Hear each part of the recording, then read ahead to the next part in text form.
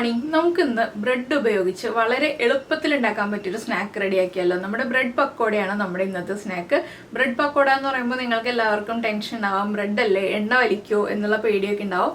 പക്ഷേ ബ്രെഡാണ്, എണ്ണയൊന്നും വലിക്കില്ല. വളരെ ഈസി ആയിട്ട് ഉണ്ടാക്കാൻ പറ്റിയ സ്നാക്കാണ് ബ്രെഡ് പക്കോട. അപ്പോൾ നിങ്ങൾ ഇതുപോലെ ബ്രെഡ് പക്കോട ഉണ്ടാക്കി നോക്കിയിട്ടില്ലെങ്കിൽ ഉറപ്പായിട്ടും ട്രൈ ചെയ്യൂ. ബ്രെഡ് പക്കോടയും ഒരു ഗ്ലാസ് നല്ല മധുരമുള്ള കട്ടൻ ചായ ഉണ്ടെങ്കിൽ നമ്മുടെ ഈവനിങ് സ്നാക്കിൻ്റെ കാര്യം അടിപൊളിയാണ് കേട്ടോ. അപ്പോൾ എങ്ങനെയാണ് നമ്മുടെ ബ്രെഡ് പക്കോട റെഡിയാക്കുന്നതെന്ന് നോക്കാം. നമുക്ക് നമ്മുടെ ഇൻഗ്രീഡിയൻസ് നോക്കാം. ഞാനിപ്പോൾ 4 സ്ലൈസ് ബ്രെഡ് എടുത്തിട്ടുണ്ട്, 1 കപ്പ് കടലമാവ് എടുത്തിട്ടുണ്ട്. അപ്പോൾ കടലമാവിൽ മൈദ മിക്സ് ചെയ്യണമെങ്കിൽ മൈദ മിക്സ് ചെയ്യാം, ഇല്ലെങ്കിൽ അരിപ്പൊടി മിക്സ് ചെയ്യണമെങ്കിൽ അരിപ്പൊടി മിക്സ് ചെയ്യാം. ഞാനിപ്പോൾ രണ്ടും മിക്സ് ചെയ്യുന്നില്ല, കടലമാവ് മാത്രമേ എടുത്തിട്ടുള്ളൂ കേട്ടോ. ഇതിലേക്ക് നമുക്ക് വേറെ ഇൻഗ്രീഡിയൻസ് ഒക്കെ ചേർക്കാനുണ്ട്. അപ്പോൾ നമുക്ക് ആദ്യം നമ്മുടെ ബാറ്റർ പ്രിപ്പയർ ചെയ്ത് വയ്ക്കാം. നമ്മുടെ ബാറ്റർ പ്രിപ്പയർ ചെയ്ത് വരുമ്പോൾ നമ്മൾ കുറച്ച് തിക്കായിട്ട് റെഡിയാക്കാം കേട്ടോ. എന്താണെന്ന് വെച്ചിട്ടുണ്ടെങ്കിൽ ബാറ്റർ ലൂസായി പോയിട്ടുണ്ടെങ്കിൽ ബ്രെഡ് കുതിർന്ന് വല്ലാതെ വിട്ടുപോകും. അപ്പോൾ ബ്രെഡ് സ്ലൈസ് കുതിർന്ന് പോകരുത്. അതിനനുസരിച്ച് നമ്മുടെ ബാറ്റർ കുറച്ച് തിക്കായിട്ട് നമ്മൾ റെഡിയാക്കി എടുക്കുക. അതിനനുസരിച്ച് നമ്മൾ ബാറ്റർ റെഡിയാക്കുക. അപ്പോൾ കൂടുതൽ വെള്ളം ചേർത്തിട്ട് ബാറ്റർ റെഡിയാക്കരുത്.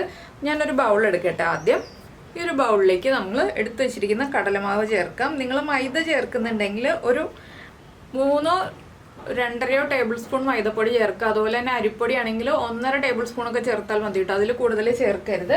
ഇതിലേക്ക് നമ്മൾ ആദ്യം ചേർക്കുന്നത് ഒരു 1/4 ടീസ്പൂൺ കുരുമുളക് പൊടി. കുറച്ച് സ്പൈസി ആയിട്ടാണ് നമ്മൾ ഈ ഒരു ബ്രെഡ് പക്കോട ചെയ്യുന്നത്. എന്താണെന്ന് വെച്ചാൽ നമ്മുടെ ബ്രെഡ് സ്വീറ്റ് അല്ലേ, അപ്പോൾ കുറച്ച് സ്പൈസി ആയിട്ട് ചെയ്യുമ്പോഴാണ് ടേസ്റ്റ് കൂടുതൽ ഉണ്ടാവുക.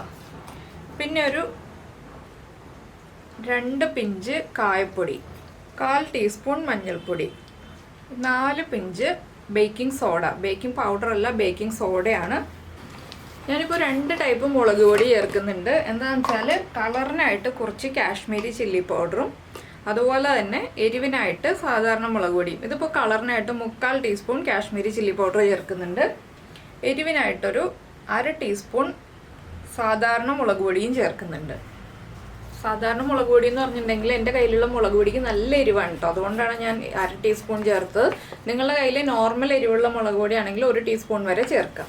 പിന്നെ നമ്മൾ ചേർക്കുന്നത് ആവശ്യത്തിന് ഉപ്പ് ചേർത്തിട്ട് മിക്സ് ചെയ്ത് കഴിയുമ്പോൾ ഉപ്പ് കുറവാണെങ്കിൽ വീണ്ടും ചേർത്ത് കൊടുക്കുക. ആദ്യമേ തന്നെ കൂടുതൽ ഉപ്പ് ചേർക്കരുത്. ഇനി ഈ പൊടികളെല്ലാം നന്നായിട്ടൊന്ന് മിക്സ് ചെയ്യുക.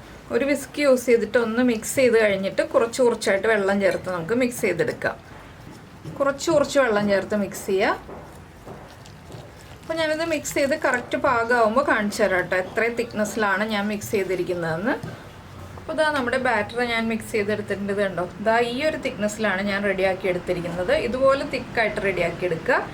ഇനിയിപ്പോൾ ഈ ബാറ്റർ മാറ്റി വെച്ചിട്ട് നമുക്ക് നമ്മുടെ ബ്രെഡ് കട്ട് ചെയ്തെടുക്കാം. ബ്രെഡ് ഞാൻ 4 പീസായിട്ടാണ് കട്ട് ചെയ്യാൻ പോകുന്നത്. ഇതാ നമ്മുടെ ബ്രെഡ് കട്ട് ചെയ്തെടുത്തിട്ടുണ്ട്. ഇതുപോലെ ഈ ഒരു വലിപ്പത്തിൽ 4 പീസായിട്ടാണ് നമ്മൾ കട്ട് ചെയ്തെടുത്തിരിക്കുന്നത്. ഇത് എടുക്കുമ്പോൾ തലേ ദിവസത്തെ ബ്രെഡ് എടുക്കുക കേട്ടോ. അതാണ് ഏറ്റവും നല്ലത്. കുറച്ച് ബലമുള്ള ബ്രെഡായിരിക്കും തലേ ദിവസത്തെ ബ്രെഡ് നമ്മൾ എടുക്കുമ്പോൾ കിട്ടുന്നത്. അപ്പോൾ പുതിയ ബ്രെഡ് എടുത്തിട്ടുണ്ടെങ്കിൽ കുറച്ച് സോഫ്റ്റ് ആയിരിക്കും. അതുകൊണ്ടാണ് തലേ ദിവസത്തെ ബ്രെഡ് എടുക്കാൻ പറയുന്നത്. ഇനി നമുക്ക് എണ്ണ ചൂടാക്കിയിട്ട് പൊരിച്ചെടുക്കാം.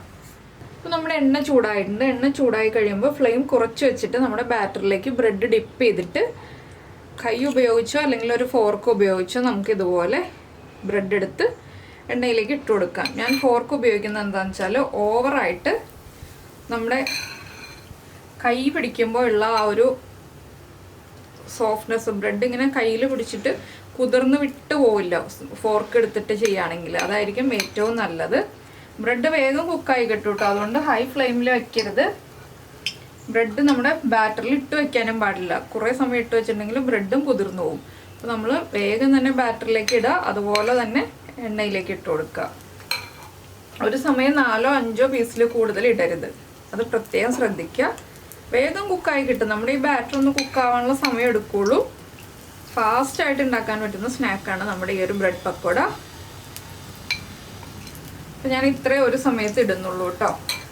ഇതൊന്ന് കുക്കായി വന്നു കഴിയുമ്പോൾ നമുക്ക് ഒരു സൈഡ് കുക്കായി വന്നു കഴിയുമ്പോൾ അടുത്ത സൈഡിലേക്ക് തിരിച്ചിടാം. നമ്മൾ സാധാരണ പഴംപൊരിയൊക്കെ ഉണ്ടാക്കുന്ന പോലെ തന്നെ ആ നമ്മുടെ ബേക്കിംഗ് പൗഡർ ചേർത്തിട്ടുള്ളത് കൊണ്ട് തന്നെ ഇത് കണ്ടോ, ബാക്ക് സൈഡൊക്കെ നന്നായിട്ട് വീർത്ത് വന്നിട്ടുണ്ട്. ആദ്യം നമ്മൾ ഇട്ട സൈഡ് ഈ ഒരു കളർ വന്നാൽ മതി. ഒരുപാട് അങ്ങോട്ട് കളർ മാറുകയും വേണ്ട.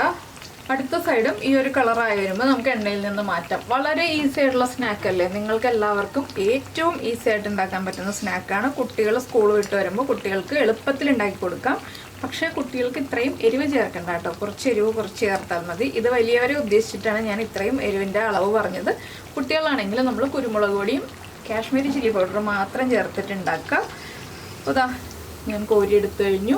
നമ്മുടെ ബ്രെഡ് പക്കോട റെഡിയായി. ഇനി നമുക്ക് ബാക്കിയുള്ളതും ഇതുപോലെ ഫ്രൈ ചെയ്തെടുക്കാം. അതിനുശേഷം ഫൈനലായിട്ട് പ്രസൻറ്റ് ചെയ്യാം കേട്ടോ.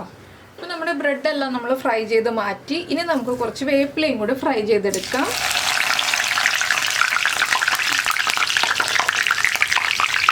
വേപ്പില നമ്മൾ ഫ്രൈ ചെയ്യുന്നത് എന്താണെന്ന് വെച്ചാൽ ബ്രെഡിനൊന്ന് ഗാർണിഷ് ചെയ്യാൻ വേണ്ടിയിട്ടാണ്. ഇപ്പോൾ വേപ്പില ഫ്രൈ ആയി വന്നിട്ടുണ്ട്. ഒരുപാട് അങ്ങ് ഡാർക്ക് കളർ ആവണ്ട, ഇത്രയും മതി കേട്ടോ. ഡാർക്കായിട്ട് വേപ്പില കരിഞ്ഞു പോകുന്ന രീതിയിൽ നമ്മൾ ഫ്രൈ ചെയ്തെടുക്കണ്ട. ഞാൻ ഫ്ലെയിം ഓഫ് ചെയ്തു, എണ്ണയിൽ നിന്ന് വേപ്പിലയൊക്കെ കോരി എടുത്തിട്ടുണ്ട്. ഇനി നമുക്ക് പ്രസൻറ്റ് ചെയ്യാം.